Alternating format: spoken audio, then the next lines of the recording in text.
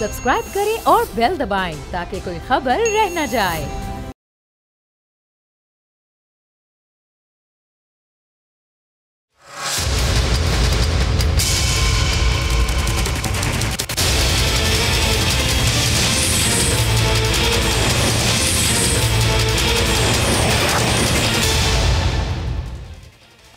अस्सलामुअलैकुम नाज़रीन, बस बहुत हो गया प्रोग्राम के साथ मैं हूं मुदस्सिर इकबाल। नाज़रीन, इस वक्त फ़लस्तीन की जो सूरत हाल है पूरी दुनिया के मुसलमानों को झंझोड़ने के लिए काफ़ी है, लेकिन अफसोस दर अफसोस कि इस वक्त भी चाहे वो अरब ममालिक हों या अजम ममालिक हों, आज भी हुक्मरान जो हैं वो शायद किसी खामोशी के पेश ख़ैमा साबित हो रहे हैं। पाकिस्तान ये कह रहा है कि फ़लस्तीन के इस मामले के लिए साथ हैं, अरब ममालिक कह रहे हैं कि जो ख़ारजा ताल्लुकात के मामलात थे वो वही रोके जा रहे हैं, सऊदी अरब ये बात कर रहा है। लेकिन फ़लस्तीनियों को इससे ज़्यादा मदद की ज़रूरत है। मदद क्या है?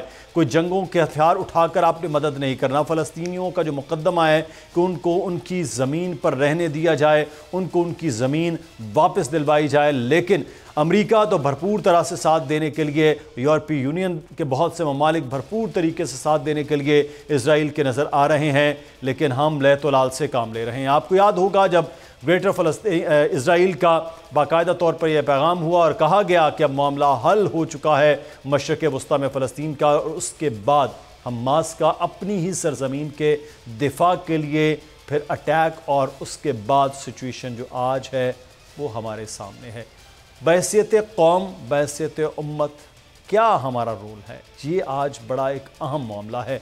इकबाल तो कह गए थे कि चुभे कांटा जो काबुल में, तो हिंदुस्तान का हर पैरू जवां बेताब हो जाए। तो एक हों मुस्लिम हरम की पासबानी के लिए, लेकिन नज़र नहीं आ रहा है। आज हम बात करेंगे, हमारे साथ इस वक्त पाकिस्तान के सीनियर सियासतदान मौजूद हैं, बड़ी जमातों के रहनुमा भी हैं। सैयद हसन मुर्तज़ा साहब सेक्रेटरी जनरल हैं पाकिस्तान पीपल्स पार्टी। शाह साहब, बहुत शुक्रिया आपके वक्त का, और हमें ज्वाइन किया है इस वक्त खुर्रम रोखड़ी साहब ने, इस्तेहकाम पाकिस्तान पार्टी के रहनुमा हैं, मेजर रिटायर्ड है। बहुत शुक्रिया रोखड़ी साहब आपके वक्त का। और हमें ज्वाइन किया है अब्दुल्ला गुल साहब ने, तज्ज़ियाकार हैं, कॉलम निगार हैं। बहुत शुक्रिया अब्दुल्ला गुल साहब आपके वक्त का भी।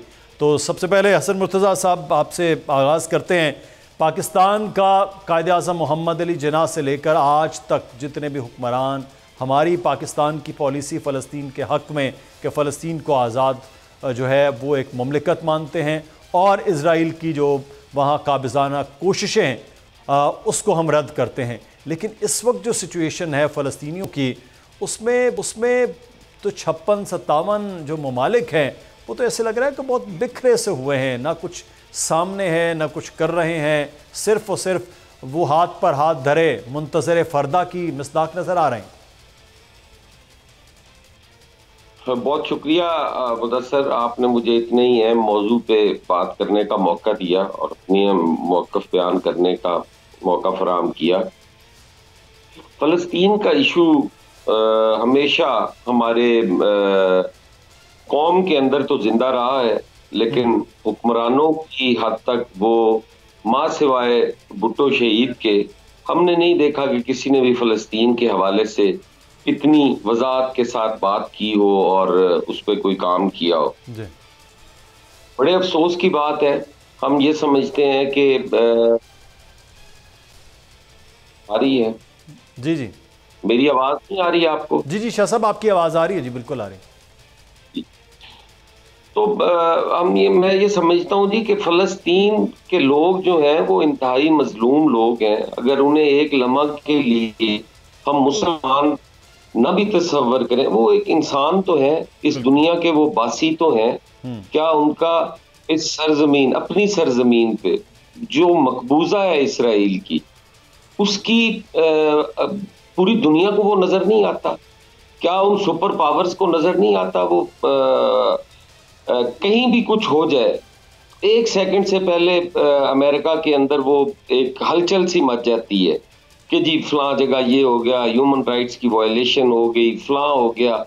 सदियों से वो वायलेशन चली आ रही है, वहां पे भी हो रही है, कश्मीर में भी हो रही है, लेकिन वो नहीं कोई उसकी बात ही नहीं करता। मैं अफसोस के साथ कहना पड़ता है कि मैं अगले दिन एक सोशल मीडिया पे इंडियन सुन रहा था, कोई सहाफी थे और वो बात कर रहे थे जी। और वो फलस्तीनियों को आतंकवादी कह रहे थे। हमारी आजादी की जद्दोजहद हो, हम पे जुल्म हो रहा हो, हम अपने दिफा के लिए लड़ रहे हो, हम अपने घर की हिफाजत कर रहे हो, हमें ही आतंकवादी कहा जाएगा और दूसरों को जो है वो उनकी हैसियत जो है वो मुजाहिदों वाली होगी। तो ये अफसोसनाक बात है और उम्मत मुसलमा के लिए तो इंतहाई अफसोसनाक बात है। फलस्तीन की भुट्टो शहीद ने बात की, उनका अंजाम क्या हुआ? पूरी उम्मत मुसलमा जो थी वो बेचारी एक एक करके मरवा दी गई। बिल्कुल। और जो मरवाने वाला है उसका सारी दुनिया को पता है। कौन सी उम्मत? आज वो जो हमारी इस्लामी फोर्सेज हैं, उन्हें यमन पे तो हमला करना हो तो 1 सेकंड में कर देंगे, उन्हें इराक शाम पे हमला करना हो 1 लम्हे में कर देंगे, कुवैत फतह करना हो 1 लम्हे में कर देंगे। लेकिन फलस्तीन की तरफ वो कभी भी उनकी तवज्जो ही नहीं गई। और अफसोस से कहना पड़ता है कि मां सिवाय पाकिस्तान के तमाम के सफारती ताल्लुकात हैं इसराइल के साथ। बिल्कुल, और वो सफारती ताल्लुकात में आगे भी बढ़ रहे हैं। शाह साहब, जो आप बात कर रहे हैं, अब्दुल्ला गुल साहब, तो ये कौम अलग सोचती है। हम मुख्तलिफ ममालिक में देख रहे हैं फ़लस्तीन के हक़ में एहतजाज हो रहा है, नारे हो रहे हैं। हुक्मरान अलग तरह सोचते हैं कि वो इसराइल के साथ सफारती ताल्लुकात आगे बनाएं। वो तो ये दोनों अलग अलग सोच है, लेकिन फ़लस्तीनियों की मदद के लिए सोच हुक्मरानों में क्यों नहीं? रहमान रहीम, बहुत शुक्रिया आपका। देखिए, पहली बात यह है कि जो दुनिया के स्टैंडर्ड्स हैं वो जहाँ ज़ाहिर है मगरिब को बादशाहतें पसंद हैं, वो बादशाहतों को परवान चढ़ाते हैं। जहाँ मार्शल लॉज पसंद हैं वहाँ मार्शल लॉज को परवान चढ़ाया जाता है, और अभी भी दुनिया में लगे हुए हैं। थाईलैंड के अंदर एक किस्म का मार्शल लॉ ही लगा हुआ है, लेकिन वो तो अमेरिका का बहुत यार-ए-गार है। और इसी तरीके से जहाँ उनको जमहूरियतें पसंद हैं या कोई और सिस्टम पसंद है वो उसी के ऊपर चलते हैं। अब देखना यह है कि अगर इन डबल स्टैंडर्ड्स के ऊपर या मल्टीपल स्टैंडर्ड्स के ऊपर रह के दुनिया चल रही है और ये निज़ाम चलाना है, तो फिर छोड़ दें ये बातें ह्यूमन राइट तो फलाना, इंसानी हकूक, OIC और UN और इस तरह से जितनी भी ऑर्गेनाइजेशन जो मौजूद हैं वो सब बेकार हैं। उनका कोई फिर मकसद नहीं रहता सवाए इसके कि खाना पीना और बस जो जहां आपको कोई सहूलत देनी है उन ममालिक को जो मगरबी ममालिक होते हैं। ईस्टर्न तिमोर में आपको जो है वो फौरन याद आ जाता है। आपको जो सूडान के अंदर अगर 2 टुकड़े करने हों मुसलमान रियासत के तो आप जो है वो UN फौरन पहुंच जाता है। जब इसी तरीके से यमन के अंदर जो मामला हो तो सारे पहुंच जाते हैं। अफगानिस्तान के अंदर जो है 48 ममालिक घुस जाते हैं अमेरिका समेत। लेकिन नतीजा क्या निकलता है? एक तरफ तो अमेरिका ये कहता है कि जी हम जो है वो दहशतगर्दों से बात नहीं करेंगे, दूसरी जगह वो अफगान तालिबान को दहशतगर्द भी कहता है और साथ ही साथ जो है उनसे दोहा में मज़ाकरात भी करता है। अब ये देखें कि दहशतगर्दी जो है वो कौन कर रहा है? वो तो इसराइल कर रहा है, उसको तो दुनिया मान रही है ना। अब तो ये देखें ना, दुनिया ने इस बात को अब रोका नहीं जा सकता। 3000 से ज्यादा शहादतें जो है वो गजा में हो गई हैं, 9000 लोग जो है वो जख्मी हैं। इसके अलावा जो मामलात हैं वो आपके सामने हैं, वो आप अगर उसके ऊपर गौर करेंगे तो आपको पता चलेगा कि इसराइल बार बार बहाने तलाश करता है। लेकिन ये कहना कि ये अभी हुआ है तो अभी नहीं हुआ। 2011 में जब कॉन्फ्लिक्ट हुआ था तो बमबारी इसी तरह से की गई थी। हर बार आहिस्ता आहिस्ता आहिस्ता गजा को जो है कम कर दिया गया। 1947 का अगर आप नेशनल ज्योग्राफिक का मैप देख लें तो आपको पता चलेगा कि नेशनल ज्योग्राफिक के मैप के अंदर बड़ा वाज़े जो है स्टेट ऑफ फलस्तीन ही लिखा हुआ है, इसराइल का कहीं जिक्र ही नहीं है। तो फिर कहां से आ गया इसराइल?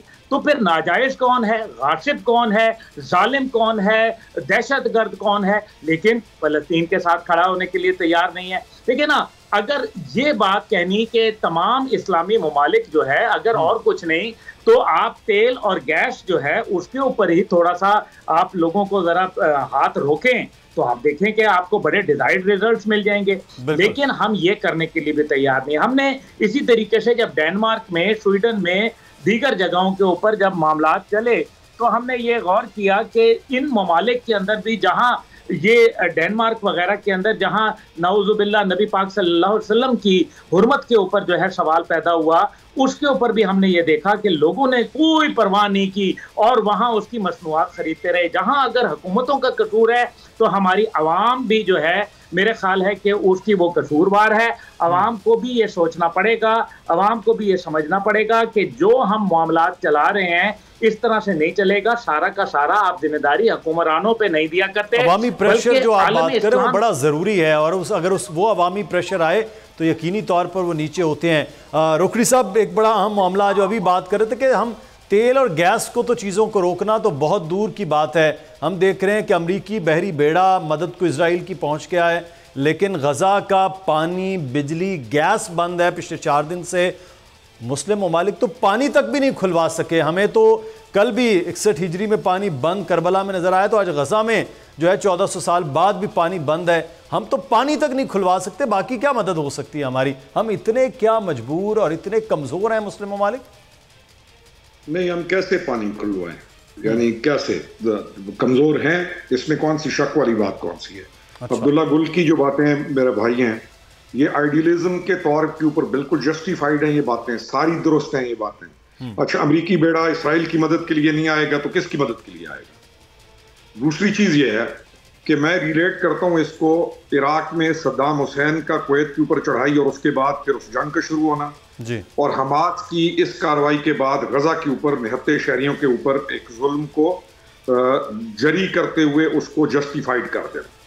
इस वक्त जो जिस इशू पर हमें बात करनी चाहिए, और जो पहले पीस प्रोसेस की बात हो रही थी, पीस प्रोसेस तो गया, अब क्या बात करेंगे पीस प्रोसेस की, या किसकी अहमियत रह गई पीस प्रोसेस के बात करने की? पीस प्रोसेस भी इसलिए था कि वहां पे जो लोग हैं वो इस जुल्म का शिकार ना हो, लेकिन तकदीर गालिब है, होना वही होता है जो तकदीर में लिखा है। अब हमास के इस काम की वजह से जो काम इस वक्त गजा में निहत्ते शहरियों के साथ हो रहा है, बच्चे और औरतों के साथ हो रहा है, हमारा कंसर्न तो वो बहुत ज्यादा शदीद हो गया। फिर जो काम इस वक्त वॉर क्राइम्स में जो इसराइली फौज जो एट्रोसिटीज कर रही है, और जो एक कोड है, जंग का एक कोड होता है, जंग के उस कोड के मुताबिक आपने तमाम अमल करना, और इसराइल इस वक्त जिस कोड को के जो आपका जेनेवा कन्वेंशन है उसके असूलों को ब्रेक करके आज की कुछ वीडियो क्लिप्स ऐसी आई हुई हैं कि हैरान कौन है। तो हमें आवाज मजलूम के लिए अपनी हैसियत के मुताबिक उठाना है, और हमें उठानी चाहिए, लेकिन हम उस पर भी डिवाइडेड हैं। हम उसके ऊपर भी कोई क्या कह रहा है, कोई क्या कह रहा है। मैं ये समझता हूं कि तमाम हुकूमतों को इकट्ठा होकर इस वॉर क्राइम के ऊपर जो वहां पे काम चल रहा है उसके ऊपर हमें यूनाइटेड एक काम को करना चाहिए। This is all what we should do, और इसी पे हमें फोकस करना चाहिए, और ये हम कर सकते हैं। कर क्यों नहीं पा रहे हैं रोकड़ी साहब, क्यों नहीं कर पा रहे हैं?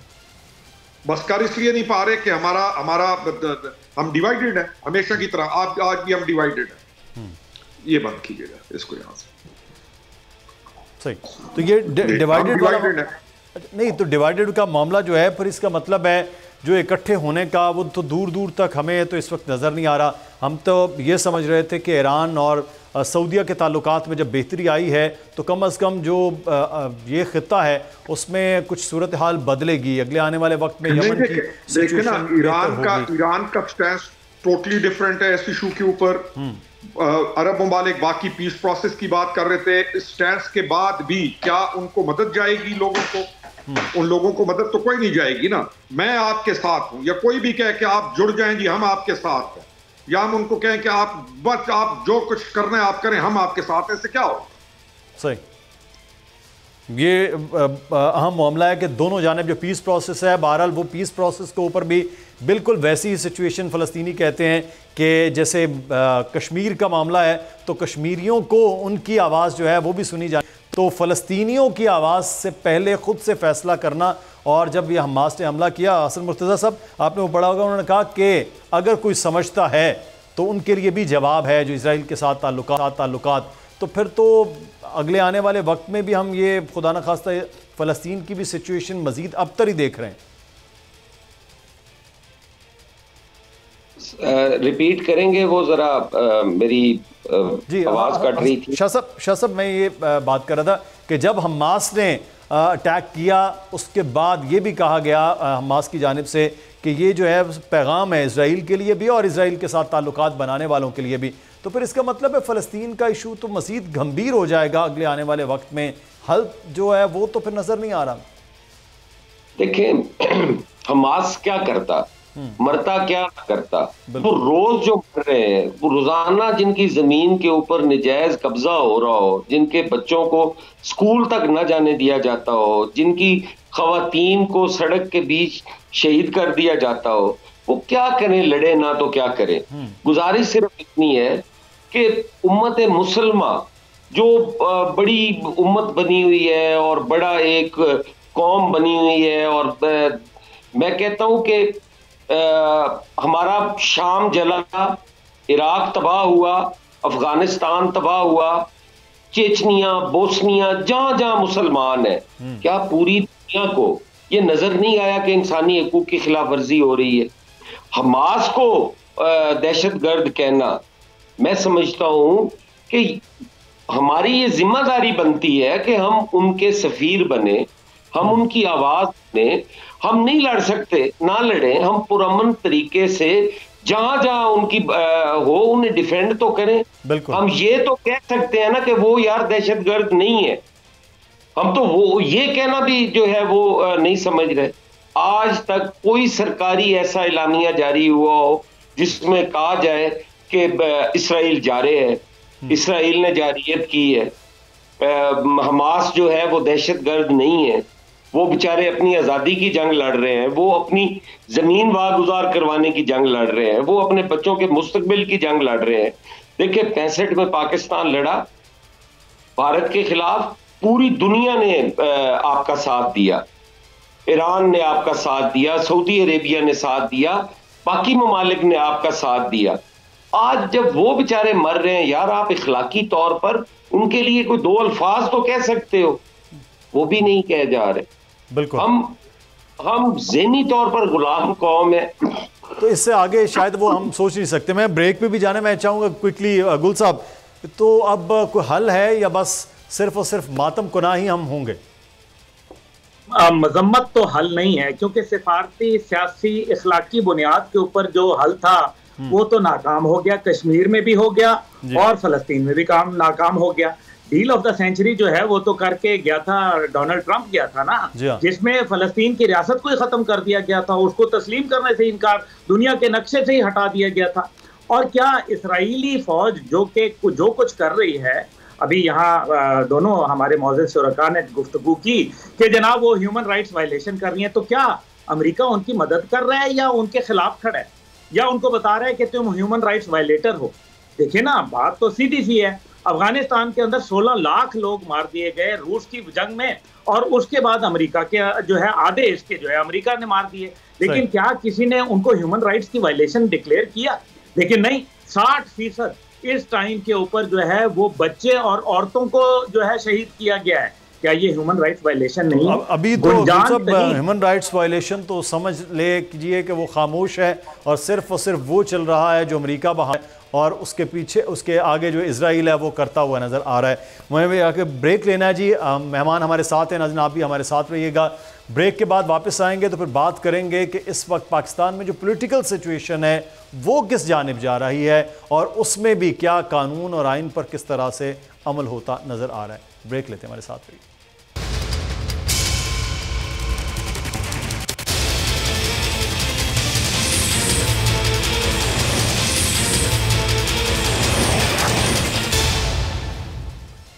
ब्रेक के बाद आपको खुश आमदीद कहते हैं। सियासी सूरत हाल पर अगर हम बात करें तो आज से एक हफ्ता बाद साबिक वज़ीर आज़म मियाँ नवाज शरीफ वतन वापस आ रहे हैं। वैसे तो वो सज़ा याफ्ता थे और अपने इलाज के लिए वो बाहर तशरीफ़ ले गए थे, लेकिन अब जब वो आ रहे हैं तो पाकिस्तान मुस्लिम लीग नून सियासी जलसे की तैयारी कर रही है। तो क्या मियाँ नवाज शरीफ के लिए वाकई मामलात आसान हो गए हैं कि वो आकर सियासी जलसा करेंगे? इस पर सियासी जमातों के रद्द अमल भी जानते हैं। हसन मुर्तज़ा साहब, आपके मैं एक प्रेस कॉन्फ्रेंस की वो चीज़ें देख भी रहा था, सुन भी रहा था। आपने कहा कि सज़ा याफ्ता नवाज शरीफ को पाकिस्तान वापसी पर सरकारी प्रोटोकॉल देने का जवाज़ नहीं है। तो सर वो साबिक वज़ीर आज़म भी हैं, वो जलसा वलसा कर रहे हैं, तो आपको लगता है कुछ गैर मामूली को प्रोटोकॉल, कुछ एक्स्ट्रा पाकिस्तान मुस्लिम नून के लिए पंजाब में हो रहा है? देखें जी, मैं तो इस हक में नहीं हूं कि किसी भी जमात को वो दीवार के साथ लगाया जाए। तमाम के लिए एक जैसा सलूक होना चाहिए और एक जैसा माहौल फिजा होनी चाहिए। आज भी देखने में आया है कि वहाँ पे विजिट किया गया है और पुलिस और सरकार की मौजूदगी में वहाँ पर वो सारा कुछ करवाया जा रहा है। और मियाँ साहब वापस तशरीफ लाते हैं, बिल्कुल वो बेगुनाह होंगे, इसमें कोई शक नहीं है। पॉलिटिकल विक्टिमाइजेशन भी हो सकती है, सारी चीजें जो हैं वो उनको सामने रखना चाहिए। मगर वो एक अदालत से सजा याफ्ता हैं, उनको आना चाहिए, सरेंडर करना चाहिए और अदालत के फैसले के मुताबिक अगर उन्हें कोई रिलीफ मिलता है तो उन्हें यकीनन जलसे भी करने की इजाजत होनी चाहिए। बाकी उनकी सारी क़यादत बाहर है और ये पहले होता रहा है कि क़यादतें अंदर होती थीं और उनकी बाकी जमातें जो थीं वो एहतजाज भी करती थीं, वो जलसे जुलूस भी करती थीं। चीजें चलती रहती हैं, चीजें रुक नहीं जाती।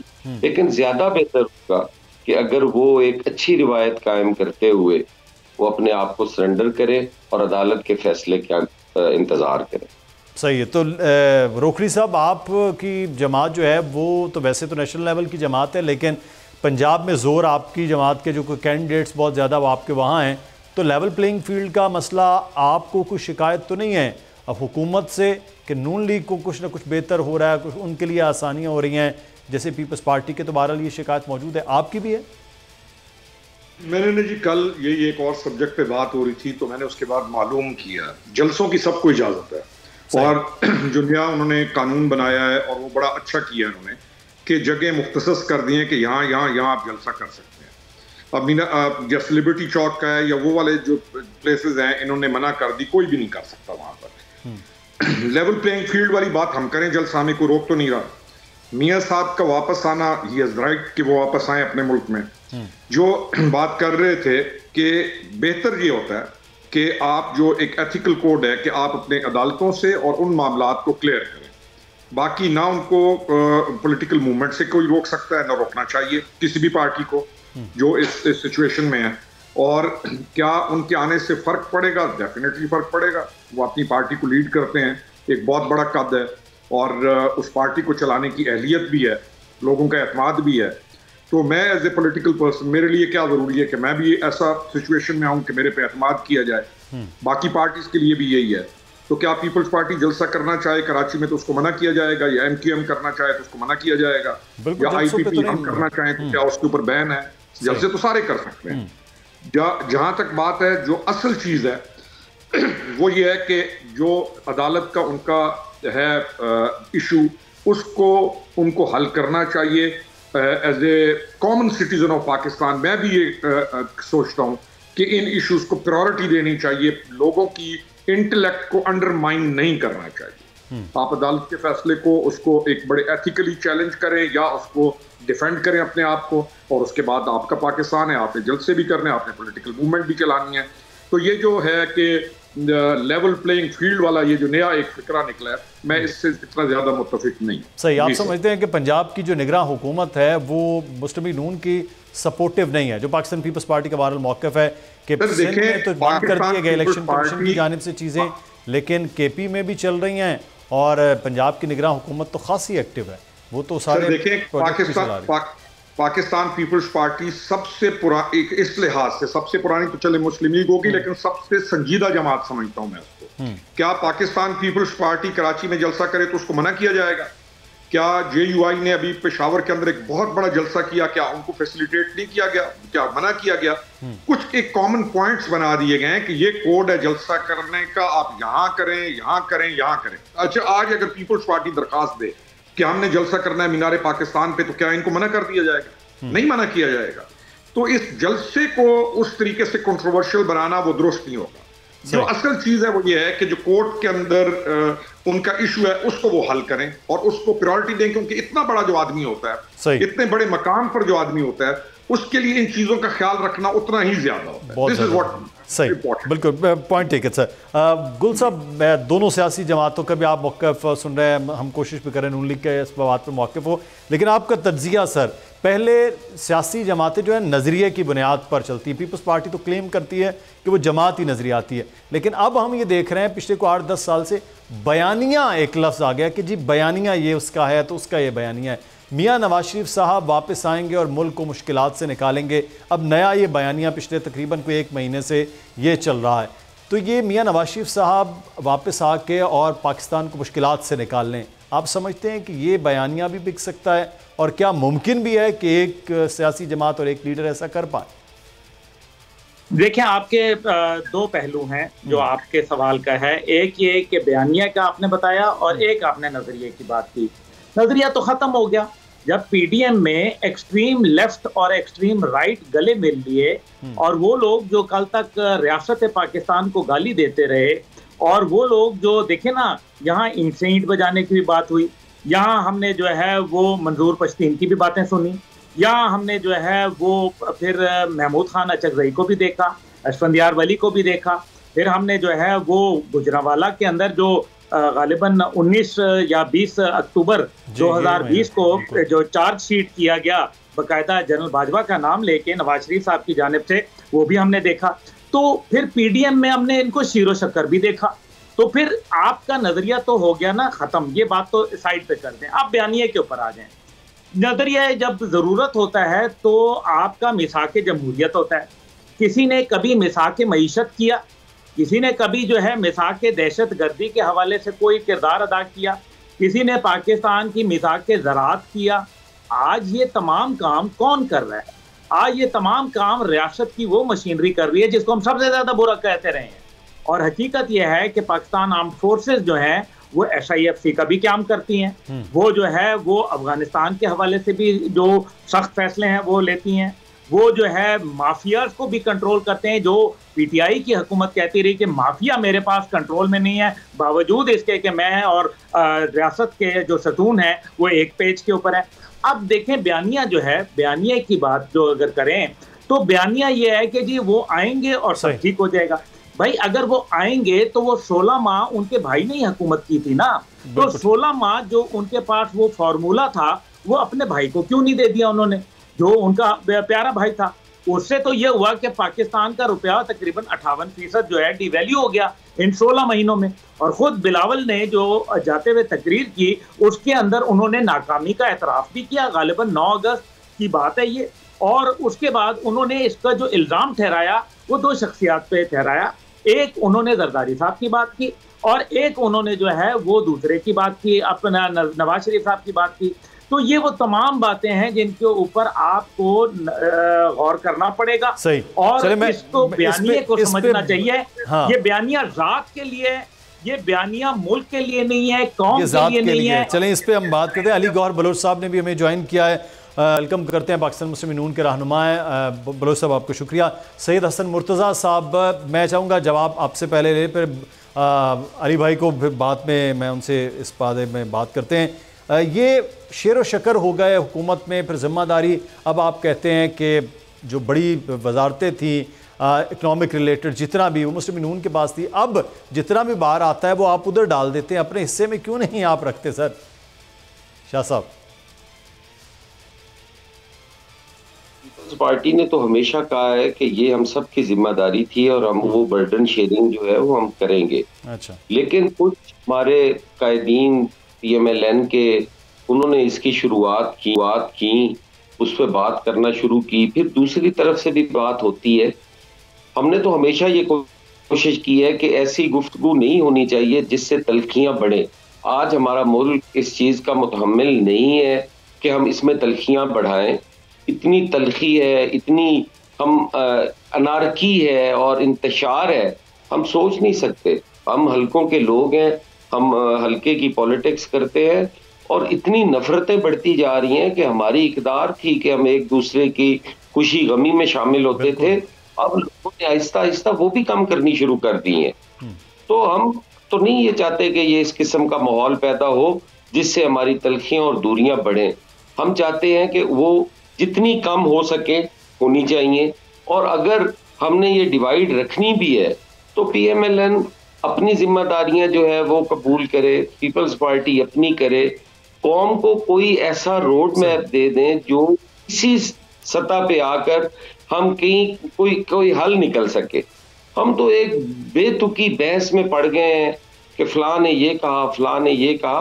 कहने को तो सारों के पास बातें हैं, किसी ने भी ये नहीं कहना। इलेक्शंस हो रहे होने, सारी जमातें कह रही होंगी कि हम सच्चे हैं, हम सच्चे हैं। तो इसके लिए हमें थोड़ा सा बड़ा दिल करने की जरूरत है। बड़ा दिल करना बहुत ज्यादा जरूरी है, और बड़ा दिल होगा तो ही फिर मामलात जो है वो आगे बढ़ेंगे। अली गौहर बलोच साहब, शुक्रिया आपके वक्त का।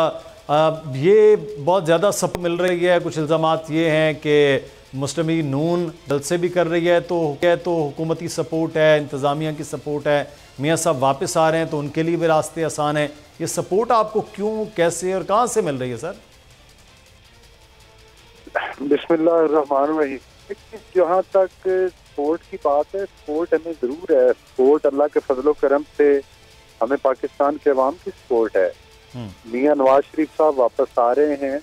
मियाँ नवाज शरीफ साहब की बिल्कुल 13 से लेकर 18 तक जो उन्होंने पाकिस्तान के लिए नाकाबिल तस्खीर खदमात अंजाम दी, वो पूरी पाकिस्तानी कौम के सामने है। बड़े बड़े चैलेंजेस हैं, जिसमें कि आपको पता है लोड शेडिंग का बहुत बड़ा चैलेंज था, जिसमें दहशतगर्दी के इश्यूज थे, जिसमें CPEC जैसे प्रोजेक्ट आए, जिसमें पाकिस्तान की महंगाई की रेशो कम हुई। एक बड़ा खुशहाल पाकिस्तान की तरफ हम बढ़ रहे थे। लेकिन दरमियान में एक ये जो चेयरमैन PTI का प्रोजेक्ट लॉन्च किया गया, तारीख सब 16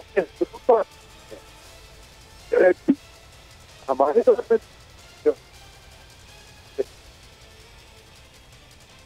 बलोच साहब, आपको आवाज़ आ रही है? बलोच साहब ठीक है, वो आप बात कर रहे हैं कि PTI के चेयरमैन का प्रोजेक्ट लॉन्च हुआ, लेकिन फिर सर 16 माह आपकी भी हुकूमत रही। मरियम नवाज साहब आप कह रही हैं कि मियाँ नवाज शरीफ के अलावा तमाम वज़ीर-ए-आज़म नाकाम रहे, तो क्या शहबाज शरीफ भी उन्हीं तमाम वज़ीर-ए-आज़म में जो एक नाकाम वज़ीर-ए-आज़म के तौर पर 16 माह आपकी हुकूमत जो थी वो भी नाकाम ही फिर रहे? अली गौहर बलोच साहब से रब्ता हमारा मुनक़ता हो गया है जी, दोबारा से रब्ता करते हैं। लेकिन रोखड़ी साहब, आप तक सर अगर आवाज़ आ रही है तो ये जो एक पूरी हुकूमत बनी है, अगर आने वाला जो वक्त है, जो अभी हसन मुर्तज़ा साहब ने कहा कि इन चीज़ों से आगे निकलना है, वो आप समझते हैं कि क्या मिलकर फिर किसी नई हुकूमत का क़याम होगा? क्योंकि पाकिस्तान भी इस वक्त खासा मुश्किल हालात में है, तो अगले आने वाला दौर भी कोई मुतफ़िका हुकूमत, कोई ऐसी इत्तेहादी हुकूमत ही फिर बनेगी? देखें, जो अभी हसन मुर्तज़ा भाई ने बातें की ना, जो अभी पहले कुछ देर पहले, असल चीज़ है ये जो पोलराइजेशन है, जिस जगह पर हम खड़े हुए हैं, जो हम इस वक्त डिवाइडेड हैं और हमारी बर्दाश्त कैसे ख़त्म हो गई, और तमाम ये जो गंद पड़ा है इस मुल्क के अंदर, इसका खात्मा ज़रूरी है। सबसे अहम चीज़ ये है कि हमें मेंटल स्टेबिलिटी की भी ज़रूरत है, और हमने जो हमारा बच्चा या जो लोग पहले इन इश्यूज में का शिकार नहीं थे या इनमें इन्वॉल्व नहीं थे, जिस बुरे तरीके से वो इन्वॉल्व हो गए और जो नेगेटिविटी फैली हुई है, इसका खात्मा जरूरी है। और अगली चीज कि जो आपने पूछा कि गवर्नमेंट कैसे बनेगी, जो हालात हैं, जो पॉलिटिकल सिचुएशन है, तो जो भी गवर्नमेंट होगी आगे आके फिर हमने एक दूसरे के साथ बैठना है, इल्हाक करनी है, एक दूसरे के साथ इलेक्शन के बाद बैठ के मिल के अगली गवर्नमेंट बनानी है। अहम चीज जो है वो ये है कि जो पॉलिसीज अभी बन रही हैं या जो पॉलिसीज बना के जिसके ऊपर इस वक्त पाकिस्तान चल रहा है, हम इन पॉलिसीज का तसलसल कर सकें। हम जो रिफॉर्म्स हैं, जो मिनिस्ट्रीज के अंदर हैं, हम वो कर सकें, हम पॉलिटिकल रिफॉर्म्स की तरफ जाएं। जिन पॉलिसीज की बात अभी करे थे उनकी कंटिन्यूटी जरूरी है। अब्दुल्ला गुल साहब ने भी उन्हीं पॉलिसीज के बारे में बात की थी, करना किन को चाहिए था, कर कौन रहा था। बिल्कुल, इसको भी छोड़ दें। मैं ये कहता हूँ कि इस बहस पर भी नहीं जाते, जो अभी हमारे लिए इस वक्त से आगे क्या मुमकिन है, हम उस पर बात करें। बिल्कुल, ये जरूरी है। अच्छा, मैं राब्ता हो गया अली गौहर बलोच साहब से, उनसे बिल्कुल कम वक्त हुआ। अली गौहर बलोच साहब, आपको आवाज़ आ रही है? जी आ रही है जी आवाज़। जी, अच्छा, शायद हमें लगा तांदिया वाला में को थोड़ा सा सिग्नल का ऊपर नीचे हुआ है। अच्छा अली भाई, मुझे ये बताइएगा कि मियाँ नवाज शरीफ साहब के हवाले से मरियम साहबा कहती हैं वही कामयाब एक वज़ीर आज़म थे, शहबाज शरीफ साहब कामयाब वज़ीर आज़म नहीं रहे। फिर आप 16 महीने आपकी हुकूमत थी, तो बिल्कुल मौक़िफ़ हो, नाम भी नहीं ले रही है शहबाज शरीफ साहब, क्या चक्कर है? नहीं, ऐसी बात नहीं है। मरियम साहबा ने हमेशा शहबाज शरीफ साहब के कामों की तारीफ की है, और ख़ास तौर पर जब उन 16 महीनों पर तनकीद की जाती है तो मरियम साहबा ने हमेशा जो है उस हुकूमत के जो मुश्किलात थी और जो मसाइल थे दरपेश, उसका भी हमेशा जिक्र किया। देखिए, बुनियादी तौर पर बात यह है कि उन 16 महीने में पाकिस्तान के ऊपर भयानक शरायत वाले IMF के कर्जे थे, और जिसको जाती दफा चेयरमैन PTI ये खुद कह कर गए कि मैं जो है वो माइंस बिछा के जा रहा हूँ, बारूदी सुरंगें बिछा के जा रहा हूँ। इत्तेहादी हुकूमत थी, उस हुकूमत का सबसे बड़ा कारनामा, जिस मुआहदे को वो तोड़ कर गए थे, जिस मुआहदे को वो पामाल करके गए थे, उस इत्तेहादी हुकूमत ने उस मुआहदे को बहाल किया। उस 9th रेवेन्यू को जो है, आपको पता है कि वो रिव्यू को उन्होंने कामयाब कराया, IMF के साथ दोबारा मुआहदा हुआ, और जाहिर है कि आने वाले इलेक्शन में जो हुकूमत कायम होगी, और इंशाल्लाह हम समझते हैं कि PMLN बड़ी अक्सरियत लेकर आएगी, और इस वजह से अक्सरियत लेकर आएगी कि 13 से लेकर 18 तक PMLN ने डिलीवर किया है। और अगर हमें मौका मिलता है तो एक दफा फिर पाकिस्तान में वही खुशहाली का दौर अल्लाह के फजलो करम के साथ मियां नवाज शरीफ साहब की ज़ेरे क़यादत लेकर आएंगे, जो लोगों ने 13। चलें, अब ये देखते हैं कि फिर 2023 के जो है मामला, वो 24 के जो इलेक्शन है वो वाकई वक्त पर होते हैं कि नहीं, और उसके बाद क्या सूरत हाल होती है। मैं शुक्रिया अदा करूँगा अली गौहर बलूच साहब आपका, सैयद हसन मुर्तज़ा साहब, अब्दुल्ला, बहुत शुक्रिया हमारे साथ मौजूद थे, और खुरम रोकड़ी साहब आपका भी बहुत शुक्रिया। प्रोग्राम से मुदस्सिर इकबाल को इस उम्मीद, इस दुआ, इस तवक्को के साथ इजाज़त दीजिए कि अगला आने वाला वक्त पाकिस्तान और पाकिस्तानियों के लिए बेहतर साबित हो। अल्लाह हाफ़िज़।